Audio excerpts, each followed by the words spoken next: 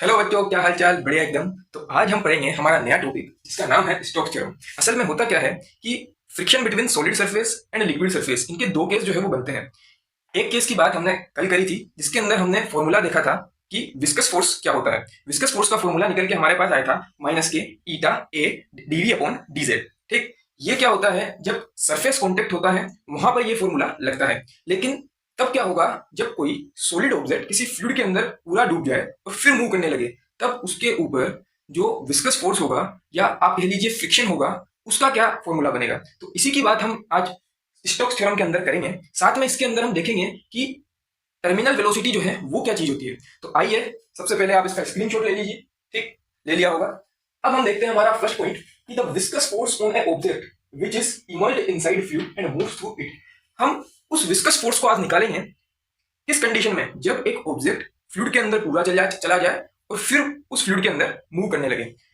ये जो है वो फिगर मैंने यहाँ पे बना रखा है। इसके अंदर आप एक स्फीयर देख रहे होंगे। ये स्फीयर इस डायरेक्शन में मूव कर रहा है, तो फ्रिक्शन या आप कह लीजिए विस्कस फोर्स इसके अपोजिट डायरेक्शन में लगेगा, जिसको मैंने एफ से यहाँ पर रिप्रेजेंट किया। ठीक, सेकेंड पॉइंट हम देखेंगे कि the viscous force on a spherical object moving inside the fluid depends upon. तीन पॉइंट्स है जिस पर ये विस्कस फोर्स डिपेंड करेगा। पहला पॉइंट हमारे पास आता है इस स्फीयर की रेडियस यानी कि स्मॉल आर, इस स्फीयर की वेलोसिटी ये कह लीजिए स्पीड यानी कि v, coefficient of viscosity of fluid यानी कि ईटा। इसके बारे में मैं कल आपको बता चुका हूं कि क्या होता है कोफिशिएंट ऑफ विस्कोसिटी। ठीक, अब देखेंगे आप कि मैंने स्टोक्स जो विस्कस फोर्स है उसको प्रोपोर्शनल लिखा है आर की पावर ए के, क्योंकि ये स्फीयर की रेडियस पे डिपेंड कर रहा है, तो आर की कुछ ना कुछ पावर आएगी। फिर मैंने लिखा है वी की पावर बी, एंड फिर लिखा है मैंने स्टोक्स फोर्स। स्टोक्स फोर्स कह लीजिए या आप विस्कस फोर्स जो है उसको कह सकते हैं, वो डिपेंड करेगा ईटा की पावर सी पे। ठीक, अब मैंने इसको कंबाइन करके लिख दिया है और एक यहाँ पे कांस्टेंट लिया है के, जिसकी वैल्यू हमारे पास निकल के आएगी एंड में 6 पाई। ठीक, अब हम क्या करेंगे, इस फॉर्मूले के डिराइव करने के लिए डायमेंशनल एनालिसिस का सहारा लेने वाले हैं। ठीक, यूनिट्स एंड डायमेंशन चैप्टर के अंदर हमने, याद होगा आपको, भर भर के डायमेंशनल एनालिसिस के बारे में पढ़ा है और इस तरीके के काफी फॉर्मूले को जो है पढ़ा है। ठीक, हम क्या करेंगे कि फोर्स जिसका डायमेंशन आप भली बात जानते होंगे, सबको रटा हुआ रहता है m1 l1 t माइनस 2। ठीक, हमने यहाँ पर लिखा फोर्स का डायमेंशन फॉर्मूला। ठीक, यहाँ पर k का k हमने उतार दिया। ठीक, l की पावर l इसलिए आया क्योंकि r जो है वो एक डिस्टेंस है। डिस्टेंस का डायमेंशन क्या लिखते हैं हम? l से रिप्रेजेंट करते हैं, कैपिटल बेस l से। तो यहाँ आ गया l की पावर a।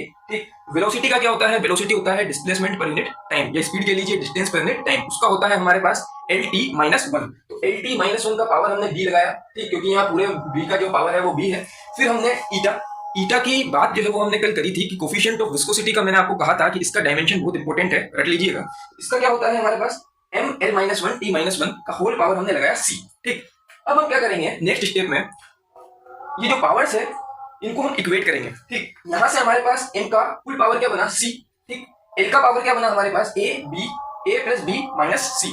ठीक, t का हमारे पास पावर बना माइनस b माइनस c। ठीक, अब हम जो है वो इसको इक्वेट करेंगे। इक्वेट करने पे हमारे पास c जो है वो निकल कर आता है 1। आप देख सकते हैं यहाँ पे जब हम इक्वेट करेंगे तो c जो है m की पावर यहाँ 1 है, m की पावर यहाँ पर c है, तो c की वैल्यू हमारे पास 1 निकल के यहाँ पे आएगी। ठीक, एल की पावर आप देख रहे होंगे a प्लस बी माइनस सी, जिसको इक्वेट कर देंगे हम 1 के, यहाँ पर 1 के इक्वेट कर दिया। माइनस बी माइनस सी का पावर जो है वो माइनस 2 के इक्वेट हम कर देंगे। ठीक, तो यहाँ से c का हमारे पास क्या निकल के आया? वैल्यू 1। ठीक, अब हम यहाँ देखेंगे कि a प्लस बी माइनस 1, सी का वैल्यू मैं यहाँ पे पुट कर दूंगा 1, तो a प्लस बी मेरे पास निकल कर आया 2। ठीक है, a प्लस बी जो है वो 2 आ गया हमारे पास। यहाँ पर minus B minus C equal to minus 2 हुआ।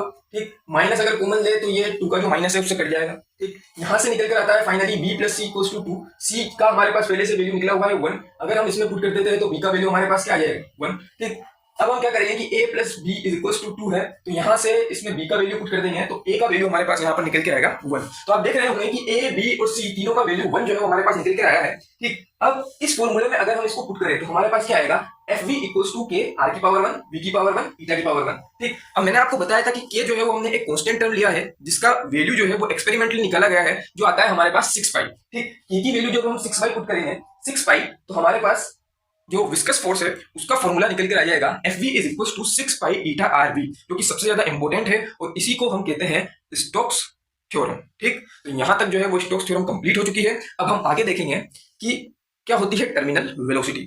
ठीक, टर्मिनल वेलोसिटी को आप कुछ इस तरीके से समझिएगा कि मान लीजिए एक मेरे पास बॉल है, मेटेलिक बॉल, अगर मैं उसको एक पानी से भरे हुए कंटेनर के अंदर डालूंगा तो वो किस स्पीड से जो है वो मूव करेगा। ठीक, तो आप यहाँ पर देख पा रहे होंगे, मैंने जो है वो डायग्राम के माध्यम से आपको समझाया है।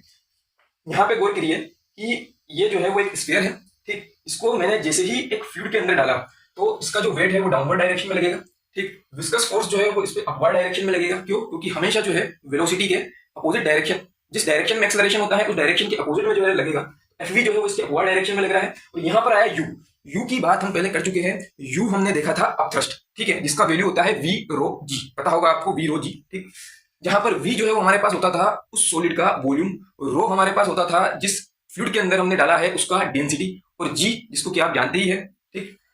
यहाँ जो है हमने इनिशियल लेवल पे क्या है, इसको अभी जस्ट फ्रीली फॉल करवाया है। तो फ्रीली फॉल के दौरान इसकी इनिशियल वेलोसिटी क्या होगी? जीरो होगी, ठीक। अगर वेलोसिटी जीरो है मींस इस पर लगने वाला जो विस्कस फोर्स है वो भी जीरो होगा, ठीक। सेकंड केस में आप देखेंगे कि यहाँ पर जो है अब धीरे धीरे क्या हो रहा है, एक्सेलरेशन की वजह से, जो कि नेट एक्सेलरेशन डाउनवर्ड डायरेक्शन में है, उसकी वजह से क्या होता है, वेलोसिटी इंक्रीज होगी, ठीक। वेलोसिटी जैसे ही इंक्रीज होगी वैसे ही इस पर लगने वाला जो विस्कस फोर्स है वो भी इंक्रीज होगा, ठीक। क्योंकि हमने देखा था कि विस्कस फोर्स जो है वो वेलोसिटी पर डिपेंड करता है, ठीक। फिर नेक्स्ट केस में जो है वो क्या होगा कि धीरे धीरे जो है वो वेलोसिटी इंक्रीज करती जाएगी और इसका विस्कस फोर्स है वो भी इंक्रीज करता जाएगा। और ये इतना इंक्रीज कर जाएगा कि अब क्या होगा, जो इसका नेट वेट जो डाउनवर्ड डायरेक्शन में लग रहा था वो किसके बराबर हो जाएगा, एफ वी प्लस यू के, यानी कि विस्कस फोर्स और अपथ्रस्ट के सम के बराबर वो हो जाएगा। इस कंडीशन में क्या हो रहा था अभी तक कि जो नेट वेट था वो अब तक जो है वो बड़ा था इसके सम से, एफ वी और यू के सम से, यानी कि विस्कस फोर्स और अपथ्रस्ट के सम से, ठीक। अब आप देखना कि हम इसका फॉर्मूला जो है वो कैसे डेराइव करते हैं टर्मिनल वेलोसिटी का। टर्मिनल वेलोसिटी को बेसिकली जो है वो हम वीटी से यहाँ पर रिप्रेजेंट करने वाले हैं, ठीक है। तो यही जो है वो मैंने लिखा है कि W equals to F V plus U, ठीक। W जो है वो क्या होता है, इसका नेट वेट, जो कि इसका मास और small g acceleration due to gravity उसके प्रोडक्ट के बराबर होगा। यहाँ से लिखा है मैंने सेम यही फॉर्मूला जो कि हमारे पास स्टोक्स थ्योरम से निकल कर आया था, 6 pi eta R we T.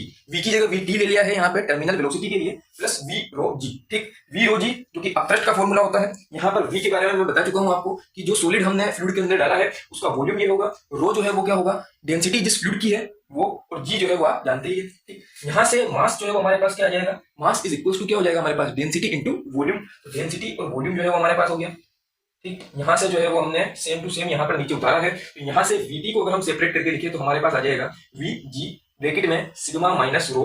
यहाँ पर सिग्मा और रो के बारे में मैं आपको बताता चलूं कि रो जो है उस फ्लूइड का डेंसिटी है जिसके अंदर हम ये बॉल को डाल रहे हैं, है ना। सिग्मा जो है वो क्या है, उस बॉल का डेंसिटी, ठीक।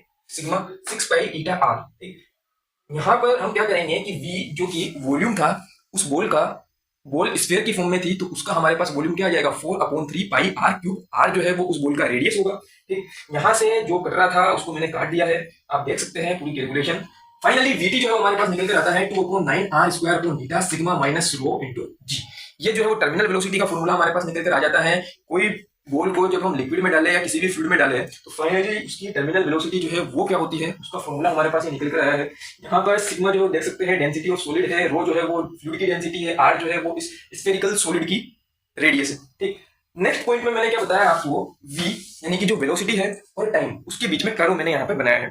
जैसे ही हम किसी भी बॉल को लिक्विड में डालते हैं तो असल में होता क्या है कि बिलो टर्मिनल वेलोसिटी, उसकी जो वेलोसिटी है वो इंक्रीज करती जाती है, और जैसे ही वो टर्मिनल वेलोसिटी पर पहुंचती है उसके बाद जो है वो एक कांस्टेंट स्पीड से मूव करती है, ठीक। तो ये आप कर्व देख रहे होंगे कि उसकी इनिशियल में क्या हो रहा है कि उसकी वेलोसिटी जो है वो टाइम के साथ इंक्रीज होती जा रही है। फिर जैसे ही वो टर्मिनल वेलोसिटी पे पहुंचेगा उसके बाद जो है वो उसकी वेलोसिटी यहाँ से कांस्टेंट हो जाएगी, ठीक। नेक्स्ट कर्व मैंने बनाया है टर्मिनल वेलोसिटी के बीच में और आर के बीच में। आप देख रहे होंगे कि टर्मिनल वेलोसिटी के फॉर्मूले से ये आर स्क्वायर के डायरेक्टली प्रोपोर्शनल है, या डायरेक्टली ना कहें तो केवल यूं कह दें कि ये आर स्क्वायर के प्रोपोर्शनल है। तो y जब प्रोपोर्शनल होता है एक्स स्क्वायर के तो कर्व जो है हमारे पास कैसा बनता है, कुछ इस टाइप का, ठीक। तो ये vt और r का बीच में जो है वो कर्व कैसा होता है वो मैंने आपको बता दिया। पूरा स्टोक्स थ्योरम जो है वो मैंने आपको समझा दिया है। टर्मिनल वेलोसिटी जो है वो क्या होती है वो मैं बता चुका हूँ, ठीक। तो आज के लिए जो है वो इतना ही। कल हम फिर मिलेंगे एक नए टॉपिक के साथ, तब तक के लिए धन्यवाद, शुक्रिया, goodbye and have a nice day.